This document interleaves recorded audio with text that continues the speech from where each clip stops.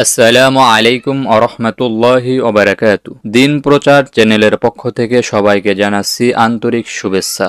সমস্ত প্রশংসা আল্লাহ তাআলার, যিনি আমাদেরকে কোরআন শিখার তৌফিক দিয়েছেন। কেননা এই কোরআনের ভাষা জান্নাতের ভাষা ও নবীজির ভাষা, এবং এই পবিত্র কিতাব আমাদের জীবনের পথ নির্দেশক, শান্তির উৎস। আসুন আমরা মনোযোগ সহকারে শুনি, শিখি ও তা জীবনে কাজে লাগাই। তো বন্ধুরা, শুরু করার আগে ছোট একটি রিকোয়েস্ট থাকবে। ভিডিওটি উপকারী মনে হলে লাইক, সাবস্ক্রাইব, শেয়ার করে অন্যদেরকে উপকৃত হওয়ার সুযোগ করে দেন, সওয়াব পাবেন ইনশাআল্লাহ। এবং বেল আইকনটি অন রাখুন, পরবর্তী পর্ব আপলোড দেওয়ার সাথে সাথেই পেয়ে যাবেন। তো আজকে 4 নাম্বার পর্ব শুরু করা যাক।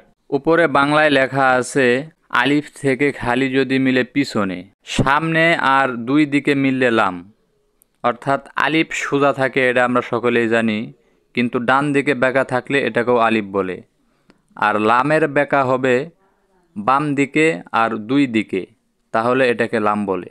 তো আমরা এইভাবে পড়ব, আলিফ আলিফ, লাম লাম, বা, নুন, ফা, গইন, নুন, ফা, বা, জিম, খ, বদ, ইয়া, তা, কফ, সা, শিন, মিম, আইন, মিম, সিন, ওয়াও, সিন, কাফ, হামজা, হা, সাদ, হা।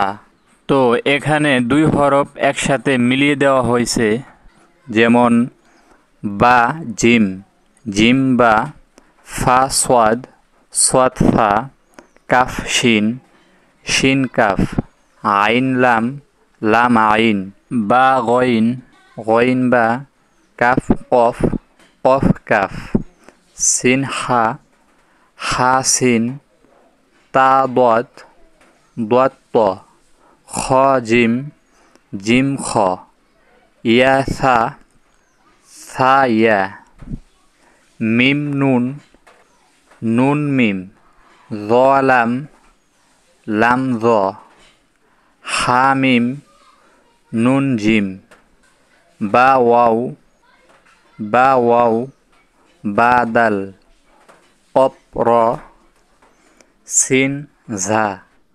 তো এই ক্লাসটি সম্পূর্ণভাবে মুখস্থ করে হরফের ডিজাইনগুলো মাথায় রেখে পরবর্তী পর্বে যাব। তো আজকের পর্ব এখানেই শেষ করতে যাচ্ছি। আল্লাহর রহমতে সকলে সুস্থ থাকুন, ভালো থাকুন। আল্লাহ হাফেজ।